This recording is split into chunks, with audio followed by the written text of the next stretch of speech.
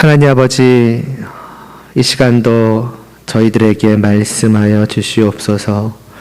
정말 하나님의 말씀을 먹지 않고서는 도무지 정말 하나님의 자녀로서, 하나님의 백성으로서 하나님의 뜻을 쫓아 살아갈 수 없는, 정말 마치 굶어 죽은 자처럼 정말 쓰러질 수밖에 없는 저희들이 오니 주님 은혜를 베풀어 주시옵시고 마음껏 그 진리의 말씀을 먹게 하여 주시되, 오직 주시는 그 모든 말씀을 저희가 가리지 않고 믿음으로 다 받아 먹을 수 있게 하여 주시옵시오. 그리하여서 저희가 정말 하나님의 뜻대로 자라나며 하나님의 뜻을 따르는 것을 즐거워하며 하나님을 향하여 살아가는 그 모든 삶을 통해서 더욱더 하나님을 영광되게 하게 하여 주시옵소서. 예수님의 이름으로 기도드리옵나이다. 아멘. 오늘 보실 말씀은 에베소서 3장 17절입니다.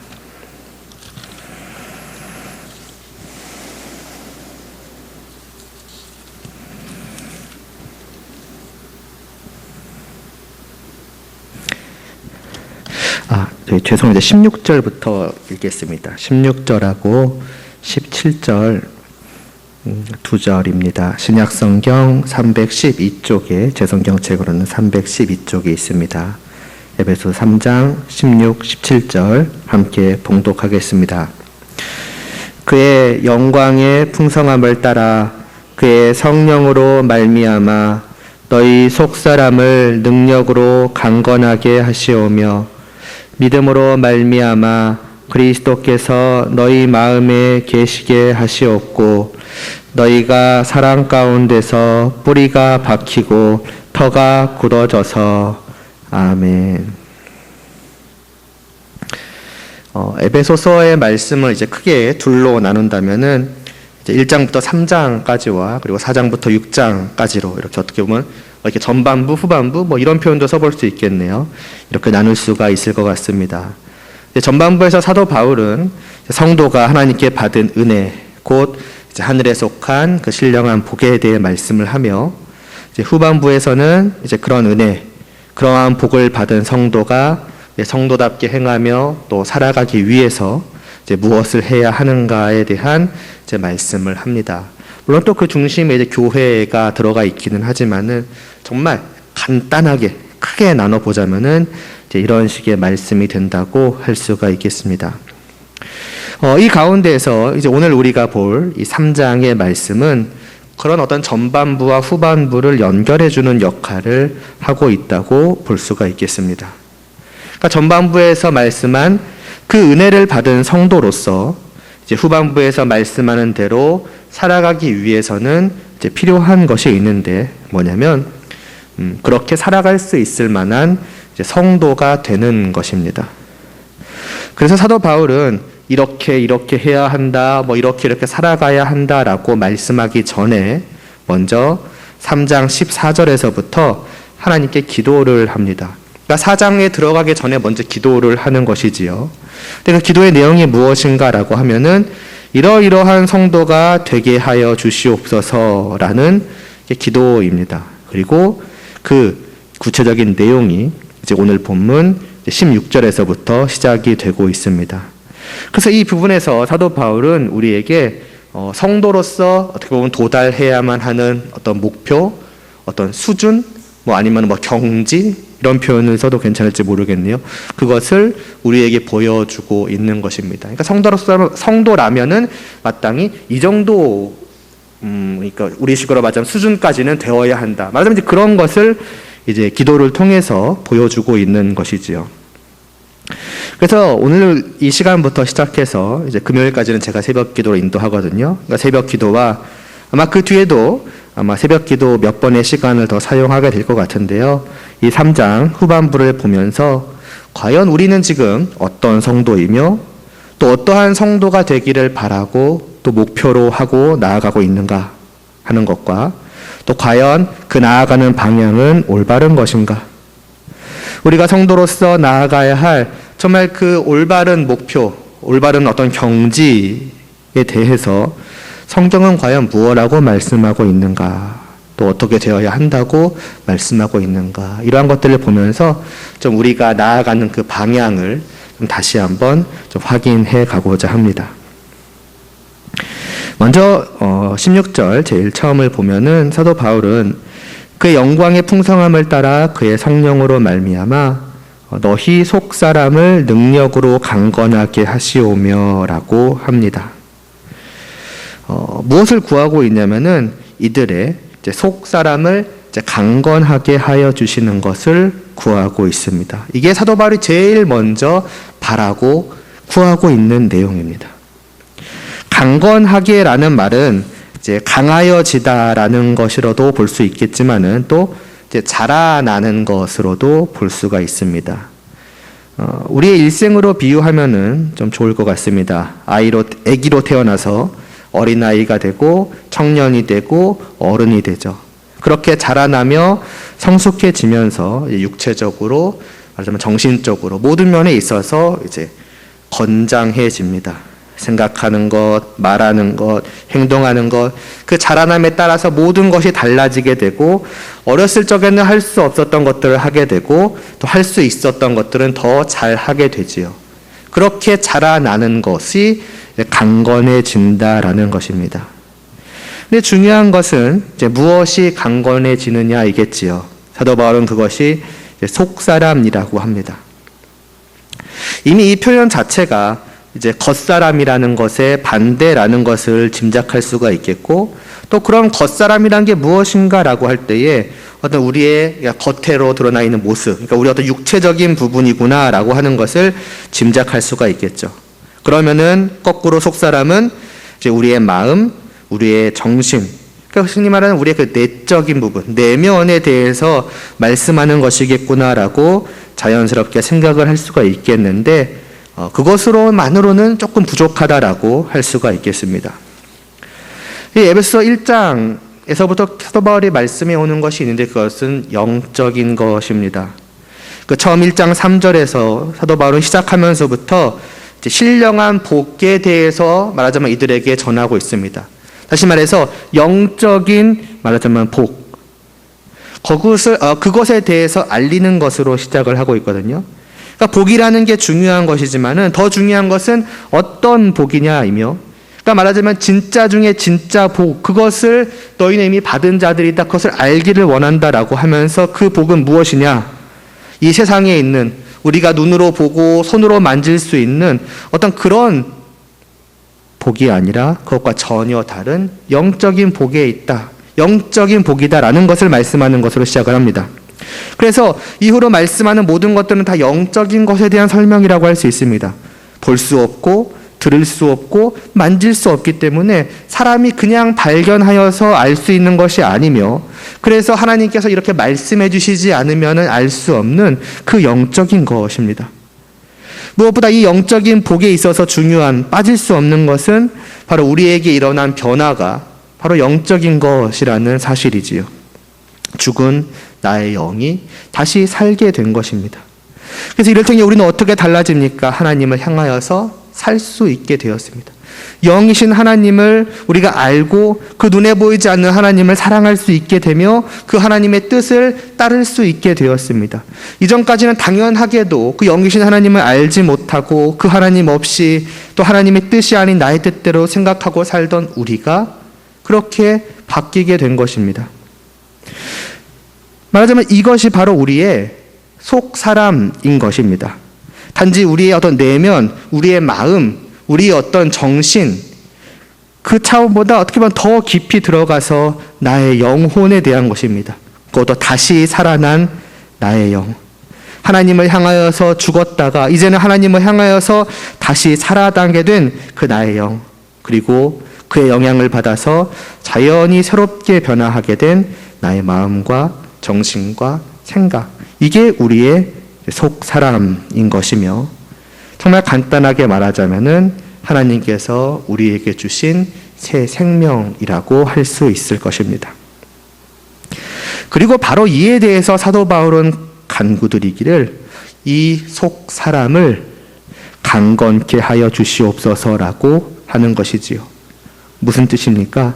자라나야 한다는 것입니다. 성장해야 한다는 것입니다. 그러니까 무엇을 알 수 있느냐면은 우리는 단지 내가 새 생명을 얻었다. 내가 정말 다시 태어났다. 이전까지는 하나님을 향해서 죽어있던 내가 하나님을 향해서 살아있게 되었고, 그래서 이제 하나님의 자녀요, 하나님의 백성이 되었다. 는 그 사실로 만족해서는 안 된다는 것입니다. 그것은 정말로 복되고 놀라운 일이지요. 그 자체가 이미 이 땅에 있는 모든 복을 다 합쳐도 비교할 수 없는 하늘에 속한 신령한 복을 이미 얻은 것이라고 할 수 있습니다. 그러나 거기서 끝인가? 그게 다인가? 그렇지 않다는 것입니다. 마치 그것이 어떤 나라는 인간이 완성된 것처럼, 그 완성이라는 좋은 의미에서 다 끝난 것처럼 생각해서는 안 된다는 것입니다. 우리는 다시 태어난 것입니다. 다시 태어났다는 말은 이제 우리는 시작을 하게 되었다라는 것입니다. 그리고 시작을 하게 되었다면은, 출발을 하게 되었다면은 계속해서 나아가야만 한다는 것을 또한 의미하고 있죠. 아까 말씀드렸던 아이가 자라나서 어른이 되는 것과 비슷하다고 할 수 있겠습니다. 우리의 영적인 새 생명 또한 아이가 어른으로 자라나며 모든 면에서 성숙해지는 것처럼 자라나야 한다는 것입니다. 처음 그 상태 그대로 있으면은 어찌 보면 언제까지나 영적으로는 아기와 같은 상태라고 할 수가 있는 것입니다.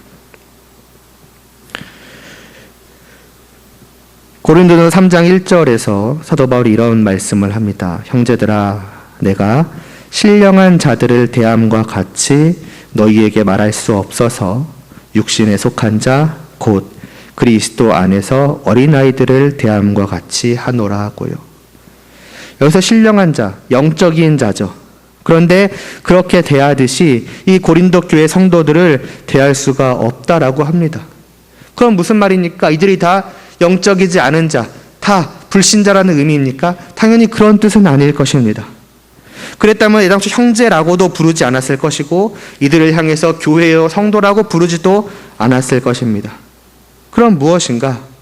이들이 아직 그리스도 안에서 애기, 어린아이들과 같다라는 것입니다. 그러니까 여기서 신령한 자라고 할 때에는 영적인 면에서 그리스도 안에서 충분히 자라난 어른과 같다는 것이죠. 그래서 하나님의 뜻을 충분히 알고 이해하며 그 뜻대로 생각할 수 있고 느낄 수 있고 마음 먹을 수 있고 행동할 수 있는 그런 자를 말하는 것입니다. 반면에 영적인 어린아이들은 지식도 부족하고 또 이해력도 부족하지요. 그러니 생각하고 느끼고 마음 먹고 행동하고 이런 부분들은 말할 것도 없을 것입니다. 그래서 이들을 가리켜 육신에 속한 자라고 합니다. 그러니까 세상에 속한 자, 영적이지 않은, 그러니까 다시 말해서 믿음이 없는 사람들과 비슷할 정도이기까지 하다는 것입니다. 예를 들어서 어린아이는 돈이라던가, 진짜 어린아이는요, 돈이라던가 어떤 보석이라던가 이런 거에 어떤 귀중함을 모르죠. 그 가치를 모릅니다. 가르쳐도 이해하지 못하고 깨닫지 못합니다. 또 좋고 나쁨, 깨끗하고 더러움도 구별하지 못하죠. 그래서 그저 자기가 보기에 좋은 대로 갑니다. 아무리 돈의 가치를 말하고 보석의 가치를 말해도 아이들의 눈은 그냥 눈앞에 보이는 사탕이나 어떤 과자에 향하죠.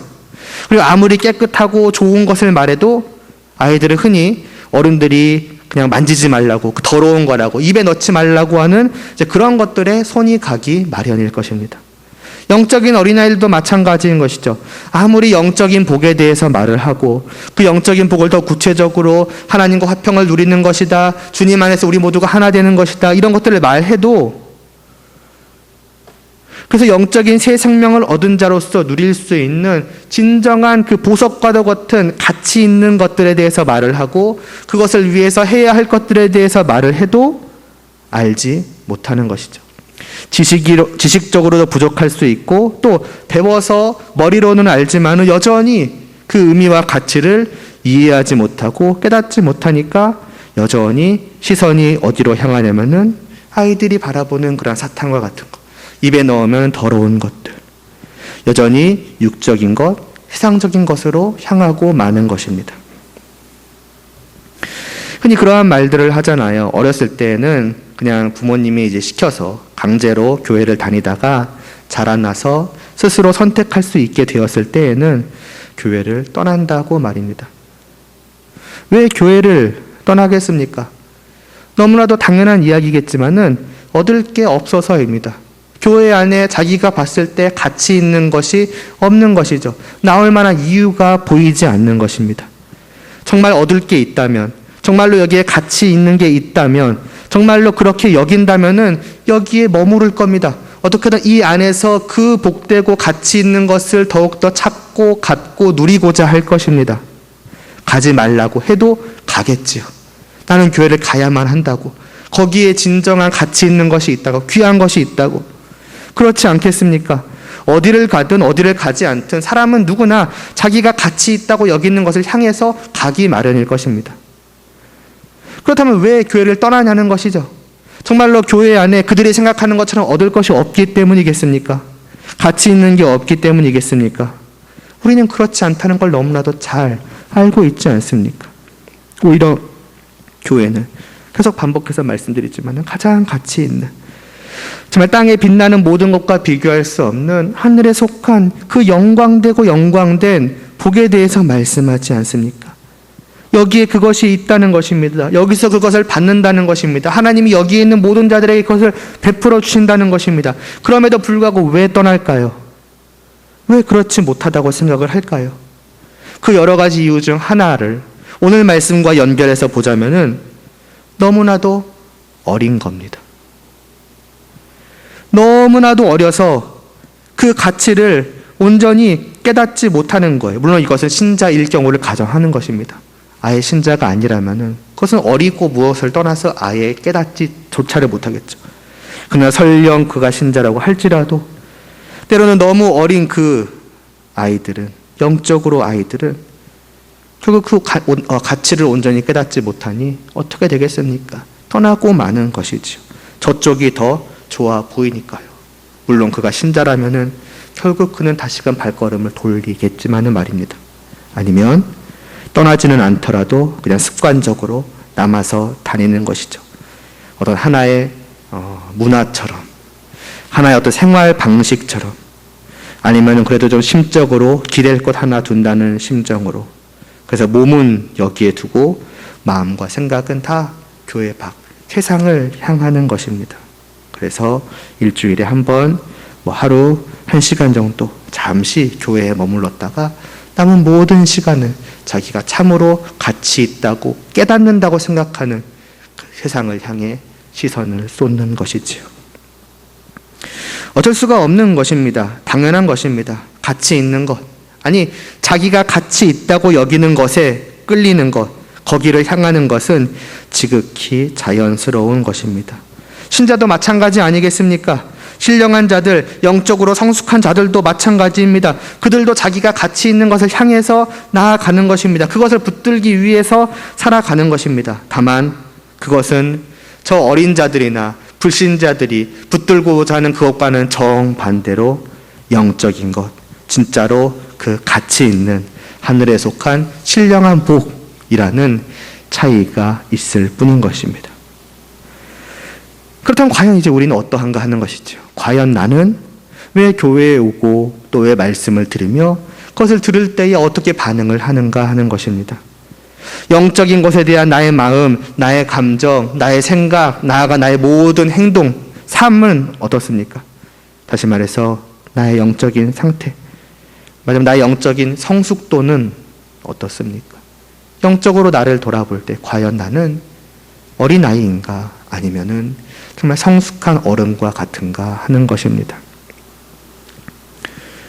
물론 스스로를 어린아이와 같다라고 굳이 생각하는 사람들은 없을 것입니다. 아마 어쩌면 굳이 영적인 것에 어떤 성숙도를 나눌 필요가 있는가, 흔히 말하는 어떤 수준을 나눌 필요가 있는가, 이런 생각을 할지도 모릅니다. 다 믿으면 되는 거 아니냐고, 믿었으니까 괜찮은 거 아니냐고 생각을 할지도 모릅니다. 그러나 사도 바울은 그렇게 말하고 있지 않은 것이지요. 그 상태를 알 수 없지만 분명한 것은 어느 단계라 할지라도 성도라면은 모름지기 더 높은 것을, 더 성숙한, 더 어른스러워지는 그것을 바라보며 나아가야 한다라고 말씀을 하고 있는 것입니다. 그렇다면 그 영적으로 성숙해진다라고 하는 것, 영적으로 자라난다고 하는 것은 어떤 것일까요? 도대체 어떤 모습이 영적으로 자라난 어른된 성도의 모습인 것일까요?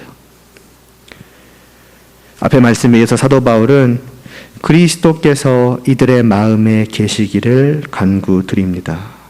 믿음으로 말미암아 그리스도께서 너희 마음에 계시게 하시옵고, 17절의 말씀이지요. 그러니까 우리의 영적인 성숙, 우리의 그 영적으로 자라남은, 영적으로 좀 더 높은 곳으로 올라가는 것은 먼저는 그리스도께서 우리 안에 계시는 것으로 나타나게 된다라는 그러한 뜻입니다. 혹은 우리가 영적으로 성숙해진 결과 주님께서 우리 안에 거하시게 된다고도 생각을 해볼 수 있습니다만은 어느 쪽이든 의미하는 바는 크게 다르지 않을 것입니다. 중요한 것은 주님께서 내 마음에 계시는 것, 이게 바로 영적인 성숙을 판가름해 주는 것이라는 뜻입니다. 그렇다면 주님께서 우리의 마음에 계신다는 것은 무엇을 의미하는 것일까요? 왜 이 질문을 드리냐면은 그냥 이 말씀을 보면은 우리가 의아하게 생각할 수 있기 때문입니다. 그렇지 않습니까? 주님께서 우리 안에 계시는 게 영적으로 성숙해지는 것이라고요? 그러나 그것은 어떻게 성숙해지는 것, 내가 자라나서 어른이 되는 것, 그 이전의 문제 아닙니까? 내가 주님을 믿음으로써, 그래서 주님께서 내 안에 계심으로써 우리는 비로소 다시 태어나는 것 아닙니까? 주님께서 내 안에 계시지 않는다면은 애시당초 우리는 성도도 아니며, 그래서 자라나고 말고 할 것도 없습니다. 그런데 왜 사도 바울은 이렇게 말씀하는 것일까요? 여기서 계시다는 말은 그 있다 없다 할 때의 그 있다라는 의미가 아니라, 그러니까 살아간다, 그러니까 흔히 거주한다라는 말을 쓰죠. 그 집 안에서 살아간다라는 그 의미입니다. 그러니까 이 바울의 기도는, 그러니까 예수님께서 우리 안에 있게 하여 달라 그 말이 아니라 예수님께서 성도된 우리 안에서 살아가게 하여 달라는 그러한 기도인 것입니다. 우리 안 어디입니까? 마음이지요. 너희 마음의 말입니다. 성경에서 보통 마음이라 하면은 우리의 중심을 의미합니다. 나의 모든 생각, 감정, 의지, 행동, 그 모든 것이 시작되는 우리의 중심이라고 생각을 하시면 되겠습니다. 이런 우리의 마음, 우리의 중심에는 당연히 원래는 누가 있겠습니까?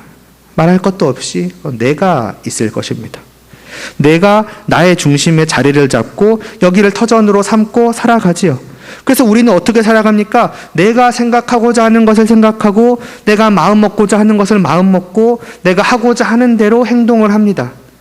그런 나의 모든 생각, 의지, 행동은 내 안에, 내 중심에 내가 살아가는 결과라고 할 수 있습니다. 그리고 이것은 어쩌면 우리가 주님을 믿고 난 후에도 여전히 그대로일 수 있습니다. 아니, 많은 사람들이 여전히 그대로일 것입니다. 내가 주님을 믿던 안 믿던 여전히 나는 나 아니냐. 내가 주님을 믿고 변화되었다고 해서 내가 아니게 되는 것이 아니지 않는가. 그러니까 나는 여전히 내가 생각하고 싶은 것을 생각하고, 마음 먹고자 하는 것을 마음 먹고, 내가 하고자 하는 대로 한다. 이게 지극히 당연한 거 아닌가라고 많은 사람들, 아니 많은 성도들은 생각을 할 것입니다. 사실은 이게 무슨 문제될 게 뭐가 있겠습니까? 그런데 사도 바울은 이 17절의 간구를 통해서, 물론 그게 문제다라고 직접적으로 말씀은 하지 않지만 사실상 그렇게 말하고 있는 셈입니다. 바로 그것이 문제라고요. 내가 내 안에 살아가고 있는, 우리가 생각할 때 너무나도 당연하게 보여지는 바로 그게 문제라고, 그래서 안 된다고 말씀하는 것입니다. 그렇지 않겠습니까?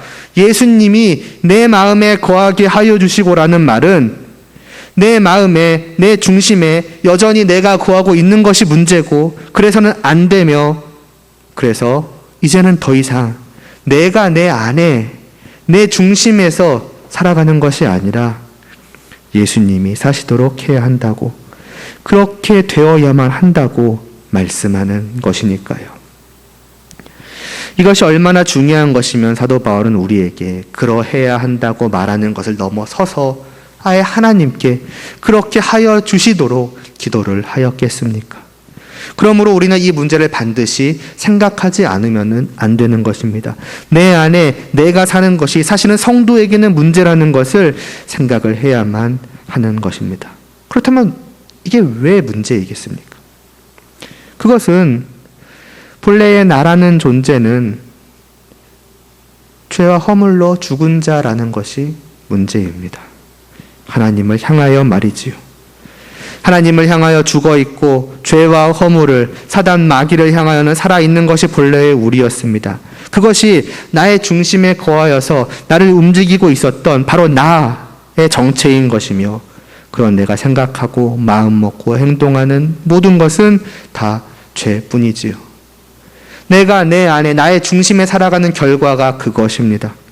그런데 우리는 주님을 영접함으로 어떻게 되었습니까? 갈라디아서 2장 20절은 이렇게 말씀합니다. 내가 그리스도와 함께 십자가에 못 박혔나니 그런즉 이제는 내가 사는 것이 아니요 오직 내 안에 그리스도께서 사시는 것이라고 말입니다.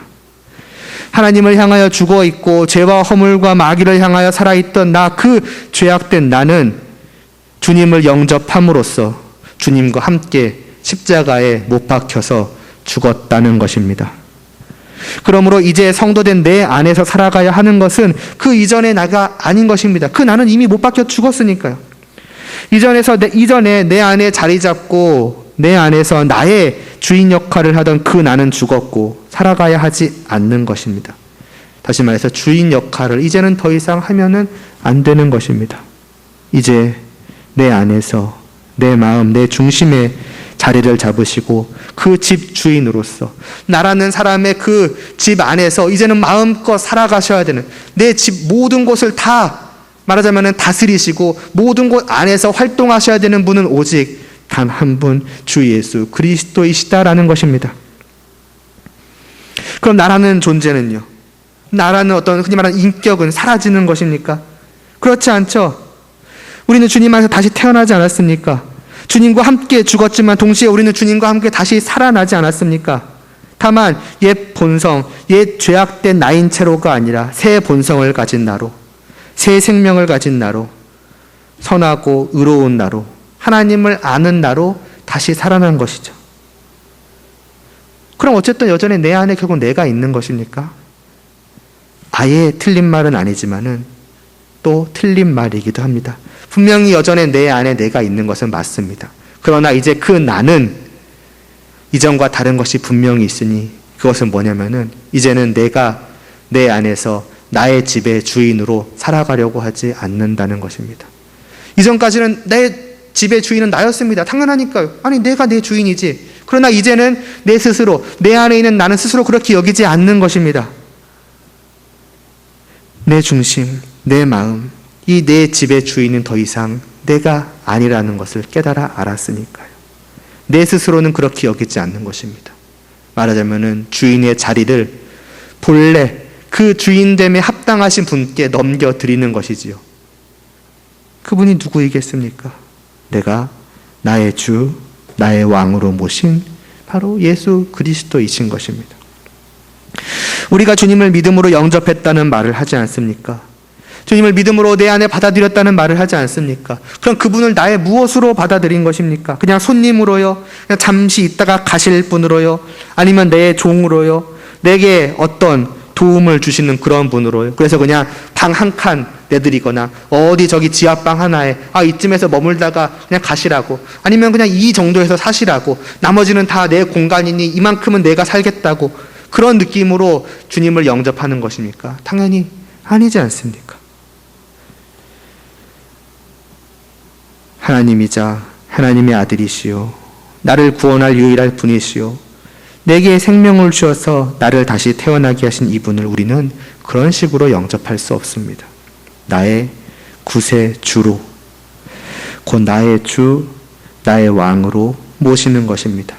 이전에 나는 죽어 있었기 때문에 예수님이 그런 분이라는 것을 알지 못했지만은 이제는 다시 태어나 알게 되었으니까 그렇게 영접을 하는 것입니다. 그럼 이분을 영접한 나는 무엇입니까? 그분이 내 집의 주인이면 나는 이 집에서 무엇이란 말입니까? 그분의 종인 것이죠. 그분의 백성인 것이죠. 그분 아래에 있는 자인 것입니다. 그러니까 내가 있으되, 분명히 내 안에 여전히 내가 있으되 내가 주인이 아니라 주님이 주인인 것이고, 그래서 내가 이전처럼 내 뜻대로 내 생각대로 내가 하고 싶은 대로 나를 움직여가는 것이 아니라 이제는 내 안에 주님께서 주인으로서 주님의 뜻대로 나를 움직여 가시는 것이고, 나는 그렇게 되게 해야 하는 것이죠. 종으로서의 나는 항상 주님의 뜻을 받아들이고, 이것이 바로 이 나를 움직여 가시는 내 집의 주인의 뜻이니 그것을 이루어 가겠습니다라는 마음과 자세로 마음 먹고 생각하고 행동하고 해야 하는 것입니다. 우리가 주님을 주님이라고 부르는 것이 그냥 아무 생각 없이 호칭만 붙이는 그런 게 아니라면은 우리는 주님을 주님이라 부르는 것에 알맞은 우리식으로 표현을 하자면 대접, 대우를 해드려야 하는 것입니다. 당연하게 말입니다. 그러나 이게 영적으로 어렸을 때는 잘 안 되는 것이지요. 여전히 내가 나의 주인으로 있고 싶어 합니다. 아무리 막 배워서 머리로는 알고 또 마음으로는 어느 정도 아는 것 같아도 여전히 내가 내 중심에 그래도 있고 싶어 하는 욕구가 끊임없이 생겨납니다. 그리고 그렇게 하고 있지요. 어쩌면 이러한 사실을 머리로조차도 잘 모르고 있을 수 있습니다. 이래야 하는가? 그것조차도 잘 모르고 있을 수 있다는 것입니다. 지식 자체가 없을 수도 있고 아니면 도무지 이해가 안 되는 것일 수도 있습니다. 예를 들어서 옛날에 왕 앞에 나아간다고 생각을 해보시기 바랍니다. 아버지와 아들이 같이 손잡고 그 왕 앞에 나아간다고 생각을 해보면은 그 아버지는 어떻겠습니까? 왕이라는 존재가 어떤 분인지를 알잖아요. 그러니까 그 앞에서 말 그대로 납작 엎드러진다거나 그렇지 않더라도 긴장하고 그분을 예의를 갖춰서 대할 것입니다. 저분이 바로 이 자리에 이 공간의 주인이요, 저분이 바로 메인이고 나는 그저 저분의 어떤 백성이요, 종이요, 나는 그냥 서브이다. 오직 이 자리의 주인은 저분이다라는 그러한 마음과 자세와 그에 알맞은 행동을 보일 것입니다. 그러나 반대로 그 아빠와 같이 온 아이는 어떨까요?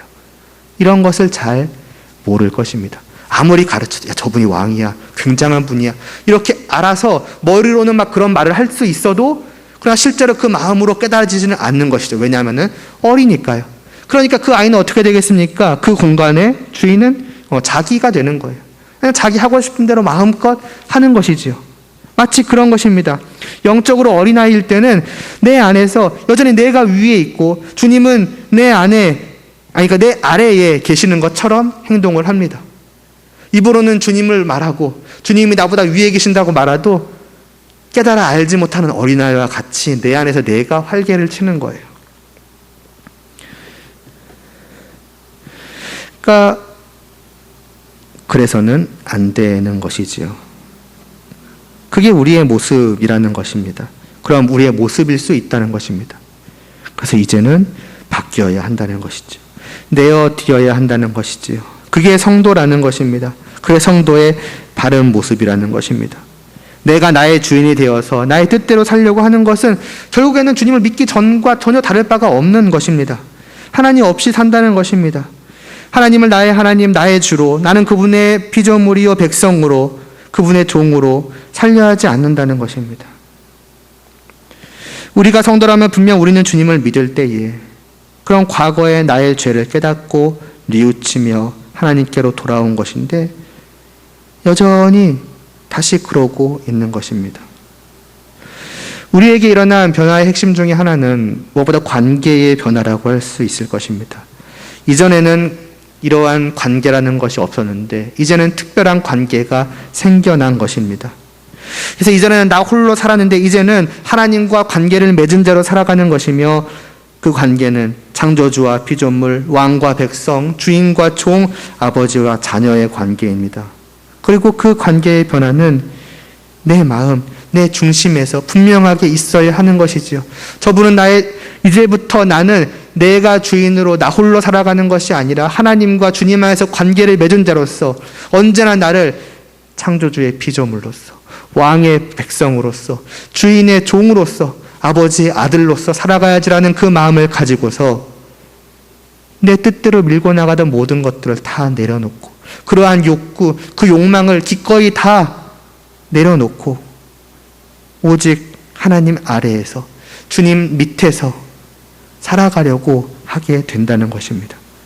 그러해야 한다는 것입니다. 이게 성숙한 자의 첫 번째 모습이라는 것이죠.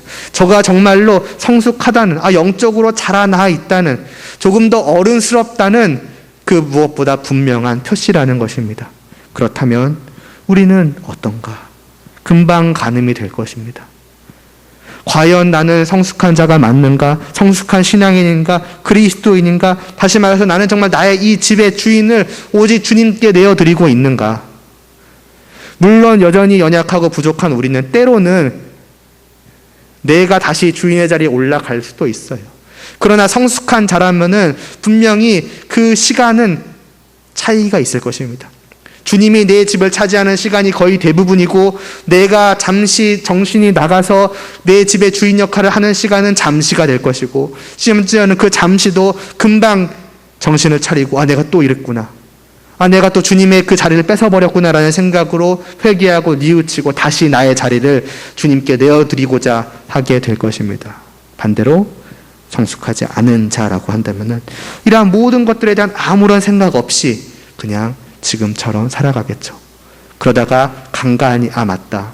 이제 내가 주님의 뜻을 따라봐야지 하고 10번 중에 1번, 100번 중에 2번 이번 주는 이렇게밖에 못 살았네. 또 다시 교회에 와서 말씀을 듣고 또 나아가되 또 자기 생각대로 쭉 살아가다가 어쩌다 생각날 때 이거는 어린 우리의 모습인 것이지요.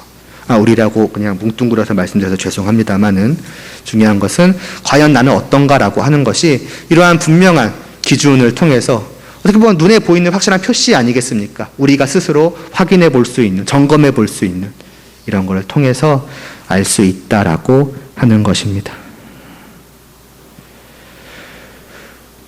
그러므로 우리는 이러한 말씀을 분명하게 알아야 합니다.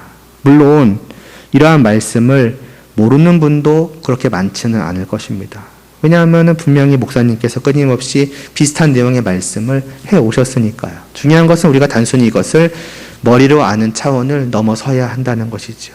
분명하게 우리의 마음으로 받아들이고 진정으로 깨달아 알게 되어져서 정말 이것이 우리의 마음속에 정말 이래야만 한다는 마음이 우리 안에 분명히 생겨나고 이러고 싶다라는 마음이 또한 생겨나며 이렇게 하지 못하는 그런 나를 바라볼 때마다 끊임없이 우리 마음속에서 불편함이 생기고 그래서 늘 이것을 놓고서 마치 사도 바울이 그런 것처럼 하나님께 기도를 드리는 그러한 모습이 있어야 하는 것입니다.